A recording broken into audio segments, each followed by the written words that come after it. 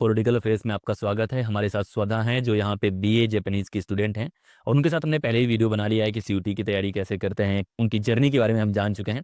लेकिन आज गोल है कि आपका खर्चा जानने का, कि कितने खर्चे आते हैं जेएनयू में, क्योंकि ये चीज़ बड़ी फेमस होती है बाहर कि कितने कम पैसे में हम पढ़ते हैं जेएनयू वाले। तो मैं बीए को खास तौर पे, कि जो फॉरेन लैंग्वेज के बच्चे हैं उनका कितना खर्चा एवरेज यहाँ पे आता होगा, किन किन चीज़ों में खर्चा लगता है और लाइफ कैसे है, उसके बारे में जानना चाहता हूँ। तो यहाँ पे ट्यूशन फीस तो मैंने बताया था पिछले वीडियो में भी कि 268 रुपीज़ है। हमारा एक शुरुआत में सिक्योरिटी डिपॉजिट लगता है और वो फर्स्ट ईयर स्टूडेंट्स के लिए होता है फर्स्ट सेमेस्टर में। और उसके बाद हॉस्टल रजिस्ट्रेशन का अराउंड 1100 लगता है एक सेमेस्टर का। और उसके अलावा हमारा जो मेस फीस है वो एक अलग लगता है। तो जनरली ऑन एन एवरेज अगर आप मैं जैसे गर्ल्स हॉस्टल में हूँ तो वहाँ 2 to 3,000 आता है। मतलब 2800 से 3000 के बीच में एवरेज, 2500 से 3000 के। हाँ, ये पर मंथ है। और अगर बॉयज़ हॉस्टल में अराउंड वो थोड़ा ज़्यादा हो जाता है। जैसे मेरी हॉस्टल में 3500 के आसपास आता है और कुछ हॉस्टल में 3000 के आसपास, लेकिन 3000 मान सकते हाँ, 3,000 मतलब ये ही है, ऑन एवरेज यही है। और यहाँ पर एक और चीज़ है, एमसीए मिलता है हमें स्कॉलरशिप। तो उसके लिए लाइक जिन भी फैमिलीज़ की इनकम या आपके इनकम सर्टिफिकेट में अगर 2,50,000 से कम इनकम है, तो आप एमसीएम के लिए अप्लाई कर सकते हैं। मतलब अगर आपकी फैमिली इनकम 2,50,000 से कम है तो आप एमसीएम के लिए अप्लाई करेंगे, उसमें अभी 2000 रुपए महीने लगभग हाँ, मिलते हैं। पर मंथ मिलता है। और वो यूजुअली उसका आइडिया यही था कि जो भी मेस बिल हैं आपके वो कवर हो जाए उसमें से। मेस बिल पहले 2000 के आसपास होता था, अभी लगभग 3000 पहुंच चुका है वो मेस बिल। तो अभी बहुत सारी बातें चल रही हैं एमसीएम को बढ़ाने के बारे में भी, डिमांड कर रहे हैं लोग। और कौन से खर्चे होते हैं, मतलब जब आप बाहर रहते हैं, बीए करते हैं, आपके बहुत सारे दोस्त होंगे जो डीयू में होंगे, अलग जगह होंगे, उनके कंपेरिजन में अगर आप खर्चा देखने की कोशिश करेंगे तो कितना कम है, कितना ज्यादा है, कैसे है खर्चा? ये तो मतलब बहुत कम है, क्योंकि डीयू में क्या है कि आपका मतलब एक कॉलेज का ट्यूशन फीस है और फिर आपके रहने के खर्चे अलग हैं। जैसे यहाँ तो हॉस्टल फीस तो कुछ है ही नहीं, वो वैसी बात है। और अगर आप डीयू में रहते हैं तो वो तो बहुत ज़्यादा लगता डीयू की जैसे हिंदू कॉलेज की फीस थी वो लगभग 98,000 के आसपास थी, पहले और भी बढ़ाने की कोशिश कर रहे थे। तो एवरेज आपका 10,000 के आसपास रेंट में जाता है, मतलब रेंट। है, आराम से। यहाँ पे रेंट का तो कुछ है नहीं। कुछ भी नहीं। रेंट का नहीं है, 1100 रुपये रजिस्ट्रेशन का जो बता रही हैं आप। उसके साथ जो मेस का चार्ज है वो 3000 है। मेस में कितनी टाइम खाने का व्यवस्था होता है, क्या क्या मिलता है? आपको ब्रेकफास्ट मिलता है, हम्म। लंच मिलता है, डिनर मिलता है। ये 3 मिलते हैं और उसके अलावा अगर आप शाम में कुछ खाना चाहें तो आप बाहर निकल सकते हैं। मतलब और जो ढाबा है वहाँ हाँ, का तो। यहाँ काफ़ी ढाबे हैं और बहुत सस्ता है। हाँ, कितना सस्ता, लगभग एवरेज क्या है, चाय का रेट क्या है? चाय तो 10 रुपए। 10 रुपए की चाय मिलती है। और जैसे पराठे मिल जाते हैं अलग अलग तरीके के, कुछ जगह लीटी भी दे देते हैं लोहित और अलग हॉस्टल में। तो ये सारी बातें हो गई कि खाने की व्यवस्था कैसे है, इन मतलब जनरल खर्चे के बारे में हो गया कि इंस्टीट्यूशनल खर्चा कितना लगता है। हाँ, इंसान का पैसा कितना खर्चा होता है, जैसे आप यहाँ रह रहे हैं हाँ। तो अपना खुद का पैसा कहाँ खर्चा होता है? मेरा मेरा थोड़ा ट्रैवलिंग में चल जाता है, क्योंकि कभी-कभी सुबह अभी तो ठंड हो गई है तो कंबल छोड़ने का मन नहीं करता है, तो लेट हो जाता है, तो ऑटो में चल जाता है, तो वो 10 रुपए हो जाता है पर डे, एक उसमें निकल ही जाता है। क्योंकि जेएनयू कैंपस काफी बड़ा है तो हाँ, मैंने पहले क्या होता बहुत था, चलना पड़ता बहुत चलना पड़ता है। तो बहुत लोग क्या करते हैं, इसको ऑटो लेते हैं। पहले ज्यादातर लोग वॉक करना पसंद करते हैं, तो वो आपके ऊपर है, अगर आप वॉक करके ज्यादा हाँ, fit रहना मतलब चाहते हैं। गर्मियों के टाइम में तो वो वॉकिंग ठीक है हाँ। और मतलब बरसात में भी, लेकिन ठंड में वो बस वो लेट हो जाने की वजह से ले रही हूँ और तो दस सब। रुपए का खर्चा, लगभग महीने का 20 दिन क्लास करना है तो 200 रुपए। हाँ, और इन जनरल सबसे ज्यादा जो बचत होती है जेएनयू में, बहुत लोग को बोलता हूँ, वो होता है कि आप बाहर नहीं जाते हैं। हाँ। मतलब एक बार जेएनयू मेन गेट जो है उसके अंदर जो इंसान आ जाता है, वो केवल चाय पीने मुझे लग रहा है बाहर जाता है महीने में, या तो एक आध महीने में लोग बाहर जाते हैं। मैं तो बुक स्टोर ही गई हूँ अभी तक, हम्म। उसके अलावा मैं कभी बाहर गई ही नहीं। और आप यहाँ पे अगस्त से हैं ना? और मैं एक बार बस स्टेशन गई हूँ, हो गया, बस मेरा वहीं तक जाना हुआ है। तो बहुत बार जो जेएनयू में खर्चे को लेके बात होती है, एक तो ये हो गया कि रेंट कुछ नहीं लगता है, मतलब रेंट बहुत नॉमिनल है। और खासतौर पे बीए की और मास्टर्स की बात करें, तब जब आप पीएचडी में आते हैं तो अगर आपका जेआरएफ है तो आपका एचआरए कट जाता है। वो थोड़ा सा लगता है, बहुत लोग को नहीं पता होता, उनको लग रहा है कि आप सब पैसा रख ले रहे हैं, नहीं, एचआरए जो होता है वो आपका कटता है। लेकिन बीए के लिए कोई रेंट नहीं है, केवल मेस फीस आपकी लगती है। जो रजिस्ट्रेशन चार्जेस हैं यहाँ के इंस्टीट्यूशन के, वो भी वो काफी नॉमिनल, तो 6 महीने का एक बार में होता है। 200 कुछ रुपए उसका है और हाँ, मेस का है। तो ये जो चार्जेस हैं वो काफ़ी कम है, और ये इंडिया का बेस्ट इंस्टीट्यूट है। खासतौर पे लैंग्वेज की बात करें, फॉरेन लैंग्वेज की बात करें, वहाँ इतने नॉमिनल पैसे में आप पढ़ सकते हैं। अगर आपने क्या सीयूटी एग्जाम निकाला है, और स्वदा जैसे अगर आपने इंग्लिश में इतना ज़्यादा स्कोर करा है जैसे उन्होंने पहले ही बताया है, और क्या फ़ायदे हैं स्वदा यहाँ रहने के, मतलब जो आपको लगता है कि आपने अलग अलग लाइफ देखी है, आप झारखंड से हैं वहाँ का, और आपके बहुत सारे दोस्त हैं डीयू में, बीएचयू में, अलग जगह पे। तो यहाँ पे जेएनयू में क्या, जब आप बातें करती होंगी तो क्या लगता है कि यहाँ पे रहने का क्या फ़ायदा है? पहली बात तो जेएनयू रात में जागता है। हाँ। मुझे लगता है सुबह में मुझे इतने लोग नहीं दिखते हैं जितना मुझे शाम और रात में दिखते हैं। मैं सही बात है। मैं खुद 3-4 बजे वापस आती हूँ रूम पे और 3-4 बजे लाइब्रेरी से या वहाँ से?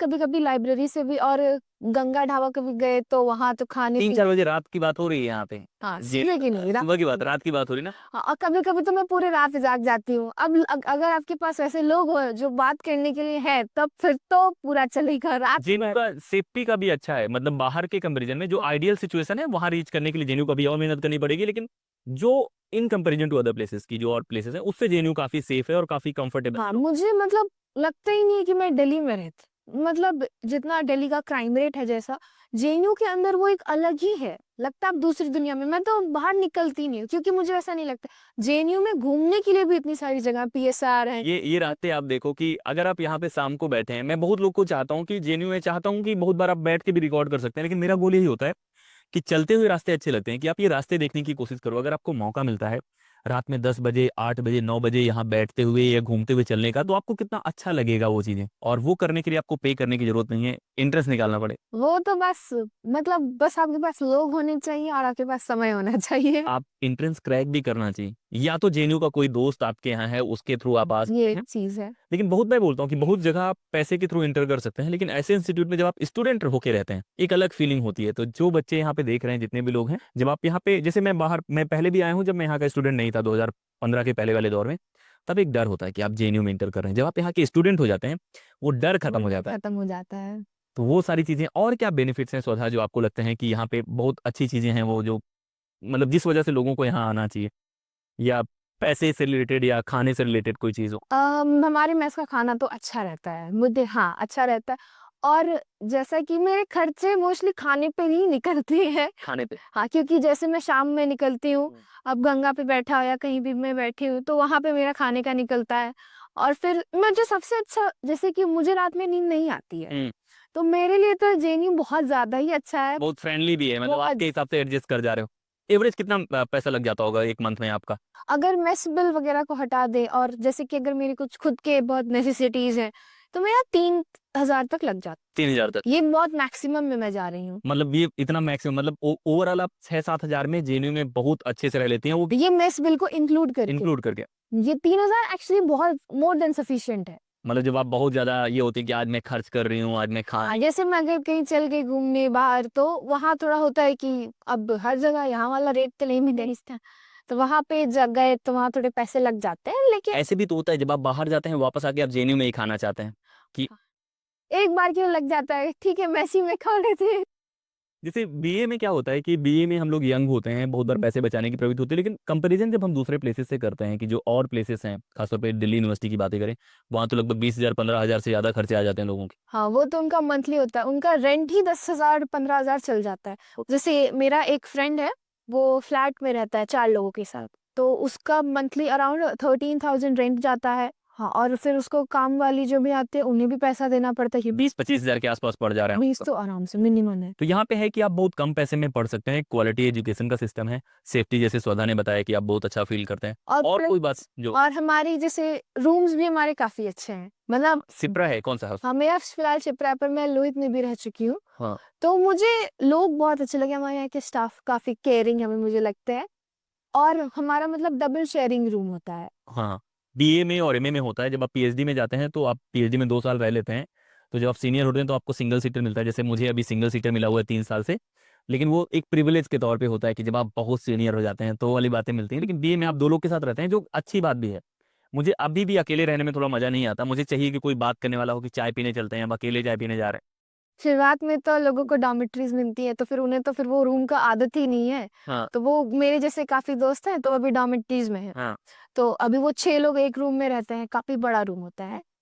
तो वो उन्हें थोड़ा-सा लगता है कि अरे यार! जब रूम मिल जाएगा तब कैसे रहेंगे? क्योंकि वो लोग आदत लग जाती है ना साथ में रहने की, बात करने की। मैंने देखा है कि डॉर्मेट्री में बहुत अच्छी दोस्ती भी होती है।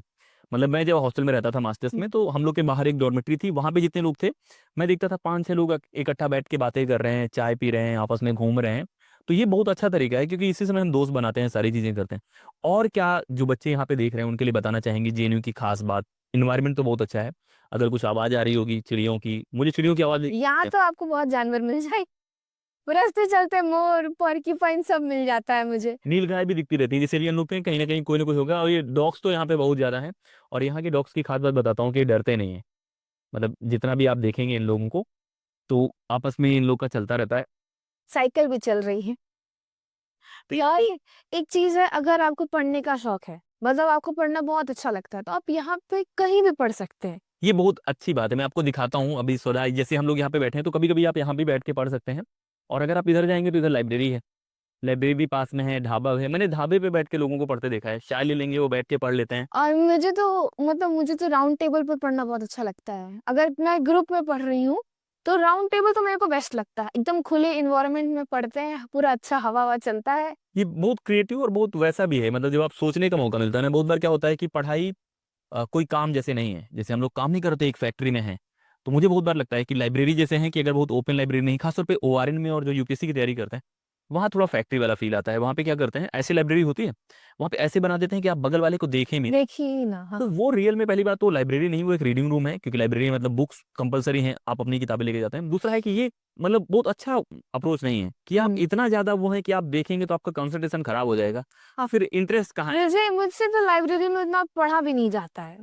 मैंने कहा राउंड टेबल पे अगर मुझे कॉन्स्टेंटली लोगों की आवाज आती रहती है तो मैं थोड़ा सा अलर्ट भी रहती हूँ। मैंने ये नोटिस किया, ये मेरे लिए मतलब नहीं, एप्लीकेशन। मैं इस चीज को एक दूसरी तरह से देखता हूँ कि जो आदत होती है आपकी थोड़ा सा आवाज में पढ़ने की, तो अगर आवाज होती रहती है ना तो उसको डिस्टर्ब करना मुश्किल है। मतलब मान लीजिए कि 5 लोग बात कर रहे हैं, तो आप डिस्टर्ब नहीं कर सकते। लेकिन खामोशी बहुत वल्नरेबल है, उसे तुरंत ब्रेक किया जा सकता है। कहीं शांति है, एक इंसान बोलेगा, पूरी की पूरी शांति खत्म हो जाती है। तो अगर वो एक और चीज है कि अगर जो भी मतलब मेरे साथी तैयारी तैयारी कर रहे हैं इसके लिए, आप थोड़ा सा अपना इन्वायरमेंट चेंज करते रहिएगा। क्योंकि जैसे कि एग्जाम का एक तो हमारा सेंटर बहुत दूर होता है, नई जगह होती है, और वो बहुत एक नर्वसनेस वाली फीलिंग आती है। और अभी तो हमारा तो रिटर्न हो गया था, ओएमआर शीट भरना था, तो वो बहुत ही मतलब बहुत टेंशन हो गई इस वक्त। मेंटल, हाँ। तो अगर आप इन्वायरमेंट चेंज करते रहते हैं, लोगों की आवाज आती रहती है, तो फिर वो एक हैबिट में रहते हैं, तो आप आपको बहुत दिक्कत नहीं, adapt बहुत कर है लेते कि हो। आपको पहले से आदत लगी हुई है कि आप शोर होता रहेगा पढ़ लेंगे। अचानक से आपको आदत है कि आप हमेशा शांत माहौल में पढ़ते हैं। हाँ। वहां जाके आप सबको शांत करा नहीं पाएंगे, बगल वाला शोर मचा रहा होगा। वहां पे जो मैनेज करते हैं वही लोग शोर मचा रहे होते हैं। मैं यूपीएससी के पेपर देने गया, मेरे रूम पे 2 इन्विजिलेटर हैं, वो देख रहे हैं। अब उनको आप कितनी बार बोलेंगे कि आप शांत रहो? उनको बोलेंगे बगल वाले रूम वाला बोल रहा है। और वहां पे एक क्वेश्चन अगर इधर से उधर हुआ, आपका गेम खत्म है। वही। तो आपको थोड़ा सा इन सब चीज़ों की आदत होनी चाहिए। तो ये बातें हम लोग कर रहे थे जेएनयू के माहौल के बारे में, जेएनयू के कितने पैसे में आप पढ़ सकते हैं उसके बारे में। काफ़ी कम पैसे में एक क्वालिटी लाइफ आपको मिलती है। वॉक करने के लिए नेचुरल अरावली फॉरेस्ट मिलता है, जो कि यहाँ के सबसे प्रिविलेज लोगों को भी नहीं मिलता। मतलब आप यहाँ का रिंग रोड में कभी दिखाऊंगा, मैंने कुछ वीडियोज में दिखाया भी है, कितना सुंदर लगता है। आप रात में निकलिए, आप 4 किलोमीटर 5 किलोमीटर पैदल चल जाएंगे, आपको पता नहीं लगेगा। मेरा तो 10,000 स्टेप मिनिमम हो गया है। एक दिन में हाँ, मतलब ये पता नहीं कैसे मेरा यहाँ पे, मतलब मैं बहुत हेल्दी भी फील करती हूँ। खाना भी ठीक एकदम अमाउंट में खा रही हूँ, चल रही हूँ उतना, और वो पता भी नहीं चलता है आपको कि आप उतना दूर चल चुके हो। क्योंकि यहाँ पे लोकेशन ऐसी है, बहुत बड़ा कैंपस है। मान लीजिए कि आप केसी जाना चाहते हैं, मतलब अलग केसी एक लोकेशन है जो मार्केट है यहाँ की, तो वहाँ जाना चाहते हैं। अपने हॉस्टल से वहाँ तक गए, आपका 1 किलोमीटर हो गया, वापस भी आना है, फिर वहाँ पे कुछ देख लिया। अलग अलग इवेंट अलग अलग जगह हो रहे होते हैं, तो उसकी वजह से भी तो जेएनयू में क्वालिटी ऑफ लाइफ बहुत अच्छी है। जो बच्चे यहाँ पे रह रहे हैं वो मेंटल हेल्थ में भी बहुत अच्छा फील करते हैं इस इन्वायरमेंट की वजह से। और मुझे जो अच्छा लगता है, यहाँ पे सुबह बहुत कम लोग उठते हैं, तो अगर आप सुबह वॉक कर रहे हैं तो आप सिर्फ नेचर के साथ वॉक कर रहे हैं। आप मजाक था। और केवल मुझे प्रोफेसर्स दिखते हैं। मतलब अगर मैं सुबह में, आदत मेरी बनी थी 6-7 बजे उठने की, तो मैं देख रहा था कि केवल मुझे प्रोफेसर्स दिखते हैं उस समय, मतलब जो चलने वाले हैं। बच्चों को मैं 11 बजे 10 बजे देखता हूँ कि अच्छा अब हुआ है इनका सवेरा, फिर वो उठेंगे। शाम को आपको बहुत दिखेंगे, आप शाम को 6 से लेके 8 के बाद जब देखेंगे, तब आपको सड़क पे भी हर जगह भीड़ दिखेगी। इसी वजह से बहुत सारे वीडियोज में आपको लोग नहीं दिखते हैं। बहुत लोग का कमेंट होता है कि यहाँ पे जिन वाले लोग कहाँ हैं। तो मैंने कहा भाई मैं 9 बजे वीडियो शूट करता हूँ ब्रेकफास्ट के बाद, उस समय लोग, बहुत लोग तो ब्रेकफास्ट भी नहीं करते हैं। हाँ, ब्रेकफास्ट तो बहुत लोगों का स्किप होता तो है। यहाँ पे ब्रेकफास्ट में क्या मिलता है, ब्रेकफास्ट में हर दिन वैरायटी है वो। क्या क्या होता है? हाँ, दलिया अगर जिस दिन था मेरा, उस दिन मुझे सैंडविच मिलता है। ये शायद मेरा फ्राइडे हाँ, को है। दलिया सैंडविच होता है, पोहा होता है, हाँ, डोसा। इडली होता है, डोसा होता है, और कुछ जगह उत्पम भी होता है। हाँ। ये तो साउथ इंडियन में से हो गया। कुछ जगह पाव भाजी करते हैं। और फिर छोले भटूरे। छोले भटूरे, संडे को छोले भटूरे यहाँ के बहुत फेमस हैं। और मैं नहीं खाता हूँ, मेरा कोलेस्ट्रॉल बढ़ा हुआ था। मैं भी नहीं। लेकिन बहुत लोग हैं जो पैशन, मैंने छोले भटूरे के लिए देखा है। संडे होता है, संडे ऑफ होता है ना, लोगों को सोना चाहिए, लेकिन सबसे ज्यादा ब्रेकफास्ट में लाइन संडे के दिन होती है। और जो खाते हैं, कुछ हॉस्टल में उस दिन डोसा होता है तो आप जाते हैं दूसरे हॉस्टल भी खाने। सैटरडे संडे बहुत सही जगह रहती है, मतलब उस दिन अच्छा ब्रेकफास्ट मिलता है, उठ जाना पड़ता है इस वजह से। और एक तो बिरयानी का क्रेज यहाँ पे बहुत ज्यादा है कि जिस दिन बिरयानी होती है उस दिन लाइन लंबी लगी रहती है, तो खाने का अच्छा है, मतलब स्टूडेंट लाइफ में जो हम लोग ऐड कर करके भी काफी खाते और हैं। एक स्पेशल डिनर भी होता है जिस दिन बहुत सारा खाना होता है, वेज नॉन वेज अलग अलग होता है, उस दिन आप अपने गेस्ट को बुला सकते हैं, लगभग 120 रुपए की थाली होती है उस दिन, हाँ हाँ हाँ। और उस दिन गेस्ट को बुला सकते हैं। तो यहाँ का बहुत अच्छा सिस्टम है, कभी मैं दिखाऊंगा स्पेशल डिनर में कैसे भीड़ होती है। यार उस दिन तो मतलब स्टार्टर्स आपको, हमें तो डेजर्ट में कुल्फी उल्फी भी मिल जाती। कुल्फी मिल जाती है, पापड़ी चाट मिलता है, और रबड़ी मिल जाती है, जलेबी मिल जाती है। इसलिए तो बहुत कुछ मतलब बाहर वो आप अगर अरेंज करेंगे तो 500-600 रुपए लगेंगे उतना खाने के लिए, यहाँ आपको 130 रुपए 120 रुपए में मिल जाता है। हाँ। और आपको कोई दोस्त होना चाहिए, आपको जेएनयू के स्टूडेंट होने चाहिए। तो ये तो बातें थी जेएनयू की लाइफ के बारे में, यहाँ कितने पैसे में पढ़ाई हो पाती है उसके बारे में। बहुत अच्छी जगह है, आप लोग मेहनत करिए, और मेहनत करना एक बेहतरीन काम है, उसी से रास्ते खुलते हैं। स्वदा ने बहुत जगह अप्लाई करा था जो पहले वीडियो में बता चुकी हैं, लेकिन वो जेएनयू में आके उनकी किस्मत जेएनयू के साथ थी, तो अभी वो जापानीज में पढ़ाई कर रही हैं। आगे इसी तरह के वीडियोस हम लोग बनाते रहेंगे जहाँ पे ऐसी जानकारी लेके आएंगे ताकि लोगों को थोड़ा सा पता चले इन चीज़ों के बारे में। इस वीडियो